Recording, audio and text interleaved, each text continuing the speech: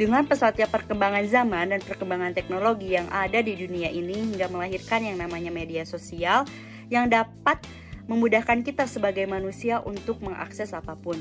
Lalu, apa sih media sosial itu? Media sosial merupakan sebuah platform digital untuk bersosialisasi satu sama lain yang dilakukan secara online yang memungkinkan manusia untuk berinteraksi hingga saling memberikan informasi atau untuk berbagi konten berupa tulisan, foto, dan video. Berbagai informasi dalam konten yang dibagikan tersebut itu dapat terbuka untuk semua pengguna media sosial selama 24 jam. Nah, setelah kita mengenal apa itu media sosial, kita kenalin juga yuk jenis-jenis media sosial yang sering kita gunain. Nah, sebenarnya jenis-jenis media sosial itu ada banyak ya, tapi yang sering kita gunain itu ada dua. Ada media jejaring sosial atau social networking, dan ada juga media berbagi atau media sharing. Nah, media jejaring sosial ini atau social networking ini biasanya kita gunain media sosial aplikasi Facebook, WhatsApp, Instagram, dan Telegram. Nah, biasanya tuh kita gunain buat berinteraksi secara online dengan orang lain.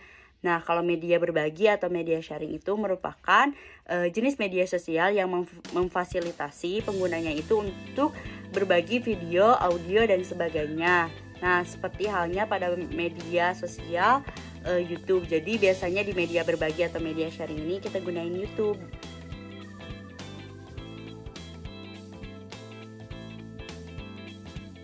Apa yang dinamakan dengan etika? Etika itu adalah sesuatu yang sudah muncul dengan sendirinya dalam kehidupan kita bermasyarakat. Misalnya, kalau kita berkomunikasi dengan orang, kita perlu kesantunan. Etika itu berbicara soal kesantunan. Kita tidak mungkin masuk ke dalam rumah orang tanpa permisi dulu. Kita tahu santunan itu diperlukan supaya kita bisa menghargai orang lain, kemerdekaan dan kebebasan orang lain. Makanya dalam media sosial, di mana kita semua sekarang sudah bermain media sosial, kita perlu juga adanya etika untuk menjaga keramahan dan kedamaian yang ada di media sosial. Ini dia etika bermedia sosial. Yang pertama, kita harus menggunakan bahasa yang baik. Yang kedua, hindari penyebaran sara, pornografi, dan aksi kekerasan. Yang ketiga, kita harus membuat akun media sosial yang asli dan menggunakan foto asli. Yang keempat, kita harus berhati-hati dengan apa yang akan kita posting. Yang kelima, kita harus tetap berpikir kritis. Dan yang terakhir, kita harus menghargai karya orang lain.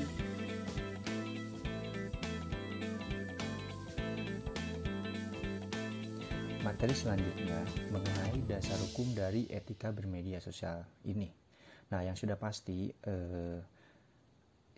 yaitu Undang-Undang ITE. Nah, yaitu Undang-Undang Nomor 19 Tahun 2016 tentang perubahan atas Undang-Undang Nomor 11 Tahun 2008 tentang informasi dan transaksi elektronik. Nah, ada beberapa pasal yang sering dijadikan atau sering digunakan, terutama dalam hal-hal yang berkaitan dengan etika bermedia sosial.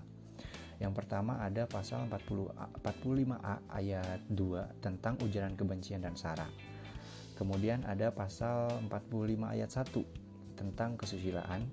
Kemudian ada pasal 45 ayat 4 tentang pemerasan dan pengancaman. Kemudian ada pasal 45A ayat 1 tentang penyebaran berita hoax dan pasal 45 ayat 2 tentang penjudian. Nah, ada satu pasal yang sering sekali atau banyak sekali orang terjerat, yaitu pasal 45 ayat 3 tentang penghinaan dan pencemaran nama baik.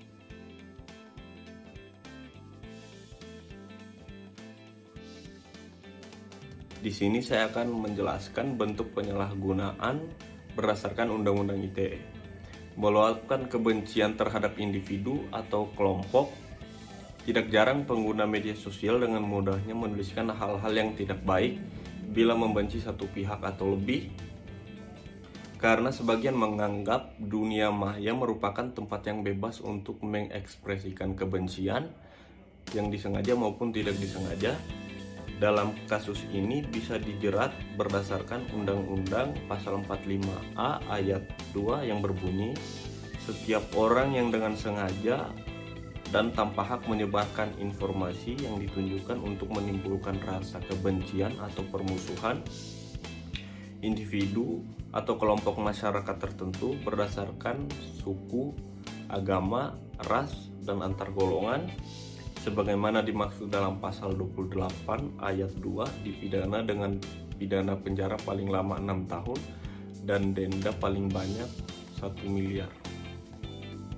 Pelanggaran susila apabila seseorang terbukti melakukan atau membagikan konten yang bersifat melanggar kesusilaan bisa terjerat Undang-Undang Pasal 45 Ayat 1 yang berbunyi setiap orang yang dengan sengaja dan tanpa hak mendistribusikan atau mentransmisikan atau membuat dapat diaksesnya informasi elektronik atau dokumen elektronik yang memiliki muatan yang melanggar kesusilaan sebagaimana dimaksud dalam Pasal 27 Ayat 1 dipidana dengan pidana penjara paling lama 6 tahun dan denda paling banyak 1 miliar. Pemerasan dan pengancaman. Kejahatan dengan memeras atau memaksa dan melakukan ancaman kepada satu pihak atau lebih melalui media elektronik bisa dijerat Undang-Undang Pasal 45 Ayat 4 yang berbunyi setiap orang yang dengan sengaja dan tanpa hak mendistribusikan atau mentransmisikan atau membuat dapat diaksesnya informasi elektronik atau dokumen elektronik memiliki muatan pemerasan atau pengancaman sebagaimana dimaksud dalam pasal 27 ayat 4 dipidana dengan pidana penjara paling lama 6 tahun atau denda paling banyak 1 miliar. Penyebaran berita hoax. Banyaknya macam platform yang tersedia di internet, terutama media sosial, semakin banyak memanfaatkannya untuk menyebarluaskan berita bohong yang justru dapat menyesatkan siapapun yang membaca atau melihatnya. Seseorang bisa terjerat Undang-Undang Pasal 45A Ayat 1 yang berbunyi setiap orang dengan sengaja dan tanpa hak menyebarkan berita bohong dan menyesatkan yang mengakibatkan kerugian konsumen dalam transaksi elektronik sebagaimana dimaksud dalam pasal 28 ayat 1 dipidana dengan pidana penjara paling lama 6 tahun atau denda paling banyak 1 miliar. Hal yang bersifat perjudian. Selain di dunia nyata, perjudian juga dapat dilakukan melalui media elektronik ataupun internet dalam bentuk konten yang bermacam-macam. Apabila seseorang terbukti melakukan ini, maka akan dijerat Undang-Undang 45 ayat 2 yang berbunyi setiap orang yang dengan sengaja tanpa hak mendistribusikan atau mentransmisikan atau membuat dapat diaksesnya informasi elektronik atau dokumen elektronik yang memiliki muatan perjudian sebagaimana dimaksud dalam pasal 27 ayat 2 dipidana dengan penjara paling lama 6 tahun atau denda paling banyak 1 miliar. Pencemaran nama baik.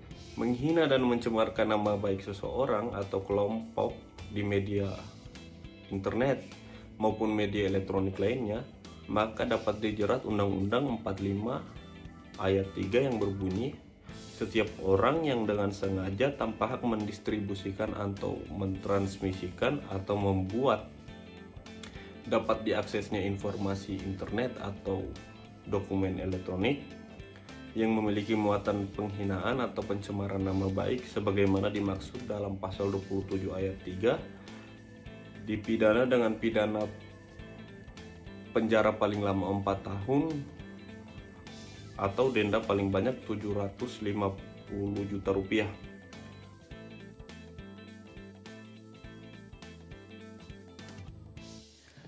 Selanjutnya adalah contoh kasus yang pernah terjadi terutama dalam konteks etika bermedia sosial.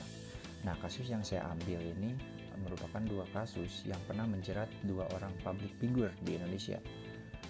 Yang pertama yang menjerat Jering SID dan juga Ahmad Dhani. Nah, untuk kasus Jering itu terjerat kasus pencemaran nama baik karena dia memposting sesuatu di Instagram pada tanggal 13 Juni 2020. Jadi postingan tersebut tuh berbunyi gara-gara bangga jadi kacung WHO, ID dan rumah sakit mewajibkan semua orang yang melahirkan dites COVID-19. Sudah banyak bukti jika hasil tes sering ngawur, kenapa dipaksakan? Kalau hasil tesnya bikin stres dan menyebabkan kematian pada bayi atau ibu, siapa yang tanggung jawab? Postingan tersebut diposting saat pandemi COVID sedang melanda gitu. Nah, karena postingan tersebut, Ikatan Dokter Indonesia Bali atau IDI Bali bereaksi terutama pada poin kacung WHO. Nah, sehingga IDI Bali melaporkan Jering ke Polda Bali atas dugaan ujaran kebencian dan pencemaran nama baik. Jering pun dituntut oleh JPU dengan pasal 28 ayat 2, junto pasal 45A ayat 2 Undang-Undang Republik Indonesia Nomor 19 Tahun 2016 tentang ITE dan atau pasal 27 ayat 3 junto pasal 45 ayat 3 tentang Undang-Undang Informasi dan Transaksi Elektronik, junto pasal 64 ayat 1 Kitab Undang-Undang Hukum Pidana. Nah, JPU menuntut Jering dengan penjara 3 tahun dan denda 10 juta rupiah dengan subsidiar 3 bulan penjara. Nah, akan tetapi dalam putusannya, Majelis Hakim Pengadilan Negeri Denpasar memberi vonis lebih rendah, yaitu dengan pidana penjara 1 tahun 2 bulan dan denda 10 juta rupiah. Nah, jadi dalam kasus ini yang paling disoroti adalah poin kacung WHO, karena IDI merasa mereka dicemarkan nama baiknya dan ujaran dan Jering itu melakukan ujaran kebencian terhadap IDI Bali. Nah, jadi berhati-hatilah ya dalam bermedia sosial. Nah, kemudian ada kasus yang menimpa Ahmad Dhani. Jadi kasus ini bermula ketika Ahmad Dhani memposting cuitan di Twitternya. Kemudian dilaporkan oleh aktivis media sosial yang bernama Jackboy Lapian. Nah, jadi cuitan Ahmad Dhani ini ada 3 cuitan. Yang pertama berbunyi itu yang menistakan agama si Ahok, yang diadili Kiai Haji Ma'ruf Amin. Kemudian yang cuitan kedua, Ahmad Dhani menulis siapa saja dukung penista agama adalah bajingan yang perlu diludahi mukanya. Dan postingan ketiga berbunyi kalimat sila pertama Ketuhanan Yang Maha Esa, penista agama jadi gubernur, kalian waras. Ahmad Dhani kemudian dituntut 2 tahun penjara dalam sidang pembacaan tuntutan oleh JPU di Pengadilan Negeri Jakarta Selatan. JPU mendakwa Dhani dengan pasal 45A ayat 2 junto pasal 28 ayat 2 Undang-Undang Nomor 19 Tahun 2016 tentang Informasi dan Transaksi Elektronik, junto pasal 55 ayat 1 Kitab Undang-Undang Hukum Pidana. Nah, pada putusannya Hakim Pengadilan Negeri Jakarta Selatan akhirnya memvonis Dhani pidana penjara 1,5 tahun atau lebih ringan 6 bulan dari tuntutan JPU. Hakim menyatakan bahwa Ahmad Dhani melakukan ujaran kebencian terkait SARA. Hakim juga memerintahkan Dhani untuk ditahan. Nah, dalam kasus ini yang paling disoroti adalah mengenai yang cuitan kedua, siapa saja dukung penista agama adalah bajingan yang perlu diludahi mukanya. Mungkin dalam kasus ini cuitan tersebut terlalu keras dan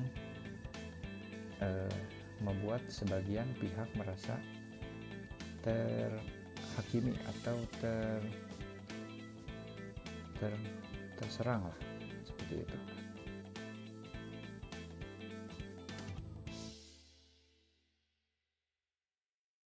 Kita sebagai pengguna media sosial tentunya gak mau dong kena pasal UITE ini. Nah, gimana sih cara bijak bermedia sosial agar kita terhindar dari pasal UITE ini? Nah, yang pertama, kita harus menjaga sikap dan etika kita. Dengan cara apa? Dengan cara kita harus menggunakan bahasa yang sopan dan santun, dan kita harus memiliki etika dan juga tata krama ketika berinteraksi di media sosial dengan orang lain. Lalu kita harus menghindari kata-kata yang provokatif yang bisa memicu pembicaraan yang tidak ada manfaatnya serta tidak mudah terpancing. Lalu kita tidak boleh menyinggung SARA dan juga kita tidak boleh mengujarkan ujaran kebencian kepada orang lain. Lalu yang kedua, kita harus menjaga privasi kita harus memilah-milih apa yang kita kasih tahu ke media sosial dan apa yang kita harus upload di media sosial. Jangan sampai itu merugikan diri kalian. Lalu yang ketiga, hindari akun negatif atau toksik. Jadi kita harus putus hubungan atau unfollow akun-akun yang tidak dikenal, akun yang menyebarkan kepahaman menyimpang, lalu menyebarkan ajaran premanisme, radikalisme, dan intoleran, apalagi akun-akun yang suka menyebarkan pornografi. Nah, lalu kita juga harus, yang keempat, kita harus gunakan medsos untuk kegiatan positif. Nah, di media sosial ini memiliki banyak sekali manfaat positif yang bisa menguntungkan, seperti kita belajar ilmu pengetahuan, mempublikasikan kegiatan positif kita, mempromosikan produk industri, lalu membentuk jaringan pertemanan dan mengekspresikan eksistensi diri dengan tetap menjaga privasi. Lalu yang kelima, kita harus membatasi penggunaan media sosial. Nah, membatasi berinteraksi di media sosial ini dalam kehidupan sehari-hari sangatlah penting. Gunanya itu untuk menjaga kesehatan fisik seperti mata, punggung, lambung, atau sakit mah karena makan tidak teratur, dan juga kesehatan mental kita. Lalu yang terakhir, kita harus mentelaah berita. Ketika kita mendapatkan suatu berita atau informasi, baiknya kita menganalisis, menelaah, dan mencari kebenaran akan berita atau informasi tersebut agar kita terhindar dari berita-berita hoaks.